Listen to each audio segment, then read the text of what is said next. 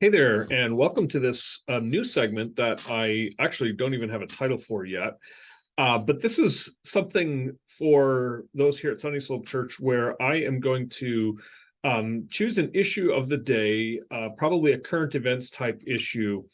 And I want to engage that topic or that issue on sort of from a number of different perspectives and try to bring biblical wisdom and biblical understanding to bear on that issue. A lot of times issues that we hear about in the news that we pay attention to, a lot of times they have complexity and nuance to them. And so it's not always easy to know exactly how do we think on these things as Christians. And I want to start with an issue that's been in the headlines, for the last, well, it's for quite a long time. It's just taken on different forms. And that, of course, has to do with immigration. What do we as Christians, how are we as Christians to think about the matter of immigration? What should we want as a country and as a nation, and as Christians, what should we seek from our government on a topic like this?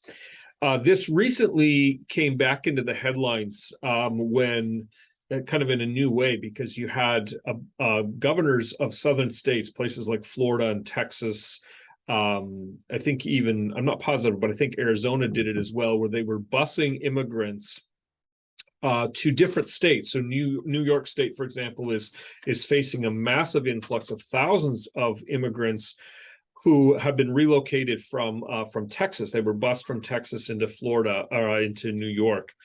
You'll also probably be aware that Florida did the same thing. They bused a bunch of immigrants from Florida up to Martha's Vineyard. Now, what do we think about that as Christians? What sort of principles should we bring to bear on a topic like that? What is the biblical approach to immigration? Obviously, there's not. I don't think there's any one. There's just one solution, I think, or one biblical solution. In other words, these are complex issues.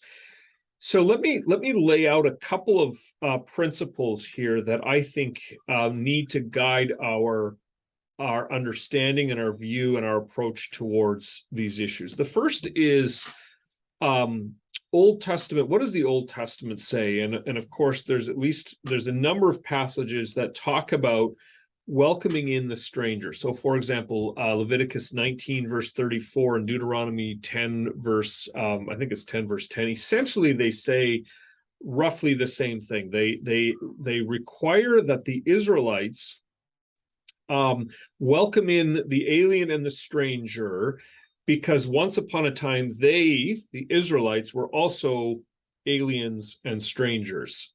And the idea seems to be that God wants his people to recognize where they once were and what life was like for them and how difficult and miserable it really was, so that when other people came into the Israelites, then the Israelites would be in a position to remember their past and then show compassion on those who were experiencing a similar situation. And so God says you are to show a welcome to the stranger. Now, that principle is reiterated in the New Testament in Matthew chapter 25, as just one example, but also in the book of Hebrews and in the book of Romans. We are commanded as Christians to welcome the stranger. In fact, we're even told that when we welcome in the stranger, we're actually welcoming in and extending a welcome to Christ himself. So one of the guiding principles here has to be this bent towards hospitality, and literally in the New Testament, hospitality is it's the word xenophilia, which is stranger love. So Christians are to show love towards the stranger in our midst, and the stranger among us. Now, here's where I think things can get a little more complicated. It's one thing to emphasize a principle, right? You look at the Old Testament, and there's plenty of commands that where God's people are told they have to exercise and show hospitality and show a welcome to the stranger. But the question that you have to ask is, does that principle apply in the same way today as it did back then? In other words, it's one thing to talk about showing hospitality on a personal level, but the question is, what does that mean? And should you try to apply that on a national level as a matter of public policy? That to me is a more difficult issue. And here's where I think there are sometimes inconsistencies even among Christians, because you'll get some people who, and it, again, at the risk of being reductionistic or oversimplistic here, this tends to be people who are on the political left tend to focus on these principles that encourage us to show hospitality to the strangers and welcoming the strangers, and therefore then the logical progression is, therefore our immigration policy as a nation should be open borders. Recently, even the Office of Social Justice, which is part of the Christian Reformed Church, it encouraged the members of the Christian Reformed Church to lobby their Congress representatives to push for an immigration policy that would that would have very broad and open borders. And the basis for that is given is those passages in Leviticus and Deuteronomy that say God wanted his people in the Old Testament to welcome in strangers. Therefore, that must be national policy. That tends to be an idea you find on the political left. What's I think interesting is that the very same people, when it comes to topics that tend to matter and tend to be of more preference to people on the political right, more conservative people, say the topic of homosexuality, then people on the left are quick to point out, well, those Old Testament verses don't apply anymore. Now, the same is true in reverse, by the way, right? I mean, people on the right can hold to Old Testament passages that we all kind of pick and choose. That's something we all have to guard against. But people on the political left tend to point to the people on the right and say, well, the verses on homosexuality, they don't apply anymore. It's, different context, different setting. Well, you can't have it both ways. So which is it? Here's what I think. I think we have to separate the principle here from the practice. I'm not certain, and I'm not convinced that the command to practice hospitality automatically means that you have to have wide open borders and that you have to have a border policy that is non-discriminatory. In other words, it doesn't make any sort of differentiation, or it just sort of welcomes in anybody with very little to no background checks or any sorts of things. In other words, I'm not sure that it's a logical leap or a sound exegetical leap to go from saying,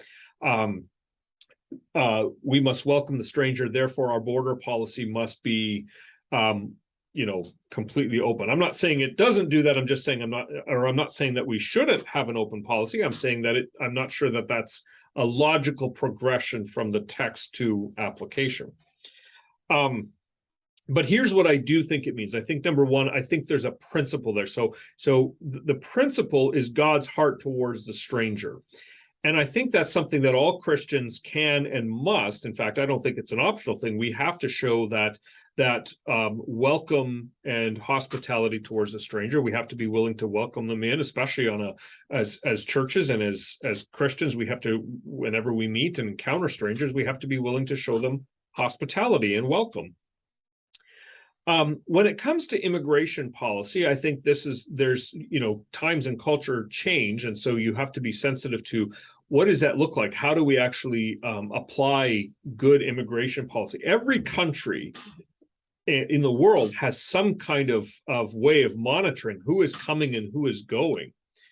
I've traveled to many countries around the world, and you always have to have a passport, and they always do a check, and they always, they monitor that, and they do that because there's the importance of preserving and protecting society, to make sure that criminals can't escape from one place to the next.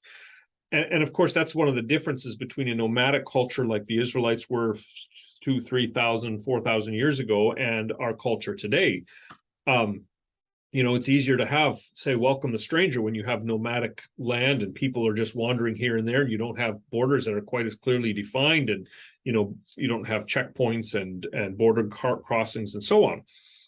So it's easier to say, well, welcome in the stranger, but I'm not sure that then logically applies to be, well, therefore you don't have to have borders, and anyone can come in. Now, that said, I think it is my personal opinion that the United States has, thinking in our own context here, the United States has been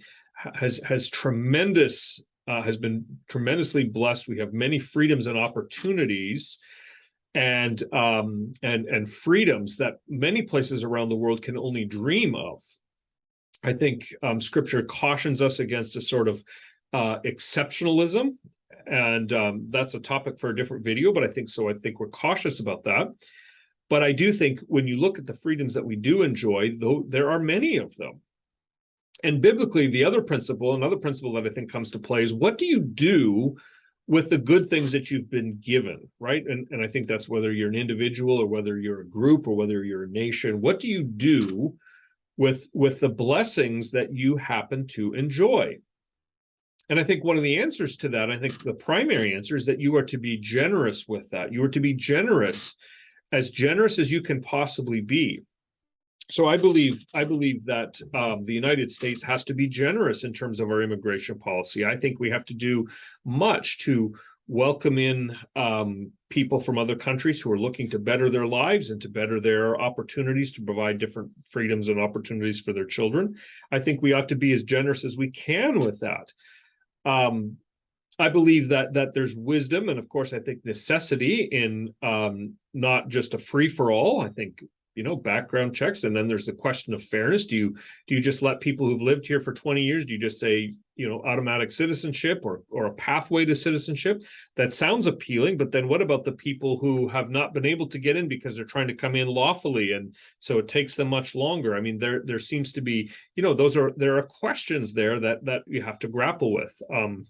It is my personal opinion that immigration reform should include a pathway to lawful citizenship, or at least to green card status for those who've been here for a very long time. I think a policy there seems to be some wisdom in creating a policy that would allow people to who've been here for a long time and have been working to actually gain to gain status such that they don't have to be afraid of being pulled over by the police, or but again, I don't think that means, I think we have to recognize that though there are those who are here that are not contributing positively to society. And I think it makes sense to find a way to prevent such people from being able to, be here. So now those are more difficult questions, and those are more challenging things.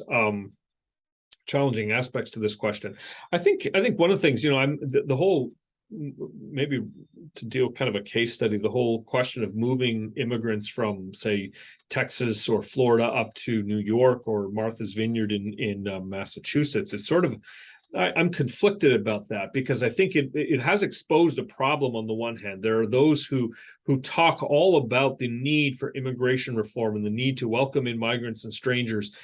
The problem is, it's very easy to do that when you are not on the front lines. If you go down to some of these southern states, you find out that in many cases, these states are really overwhelmed with people coming in, and their resources are drained, and it's difficult to welcome them all in and provide services in a humanitarian way.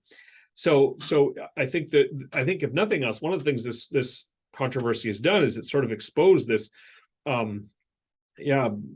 It's one thing to talk about policy about welcoming in immigrants, but you can do that when you're not on the front lines. And so I'll say something about that in a minute. So I think that's why busing them up into places like New York or Martha's Vineyard is essentially a way of saying, politically, put your money where your mouth is. Now, I have a concern about that, and my concern about that is that I think it violates the dignity of people who are trying to gain immigrant status. It violates their dignity to simply treat them as political pawns, and I'm concerned that that's what has happened. I think that people get unfairly caught in the middle of an issue like this, and that would concern me. I think it still has yet to be determined whether these actions were done in a way that was deceptive. I'm not sure that that's fully known yet. I mean, you'll hear people on both sides arguing that yes, it was, and no, it wasn't. I'm not sure about that yet. But if it was done in a way that was meant to fool people, or if it was sort of done leading people along to expect one thing but then delivering something else, that would bother me greatly. I think that violates the dignity of people who don't deserve that. So all that to say, there's a whole lot of complex issues in this, but there's some principles as well. I think the posture towards welcoming in strangers, I think biblically, that's to be our posture. I think also the second one, I haven't really articulated it except for sort of undercurrent here. As Christians, we are, I think, to embrace and to value multiculturalism. I think that's something that is near and dear to God's heart is multicultural people. But I think also that the next principle, or the third principle, is also that there are lots of different ways to apply these principles, and it doesn't, there are how do you apply principles on a political level? And I'm not always sure that's as clear cut as people would like it to be. Governments have the job and the duty to protect their own citizens and to create a stable and safe environment for their own people. That is the job of government, and I believe that is consistent with biblical values. And to simply open the borders and let anyone come in and to not have any sort of regulation, I don't think that's necessarily consistent with biblical principles. So, but then loving our neighbors, loving the stranger, loving people, and seeing them and treating them as image bearers of God, I think is maybe the sort of the underlying principle behind all of this. Whether that stranger is or neighbor is here legally or not. It's one thing to talk about policy. It's quite another thing when you're dealing with people who are neighbors or who are immigrants. We have to do everything we can to show them kindness and to treat them well, regardless of their status. So what do you think? Leave a comment. Would love to hear your own feedback. Feel free to engage the issue in the comment section, and we'll look forward to hearing on another issue in the future. Thanks for watching.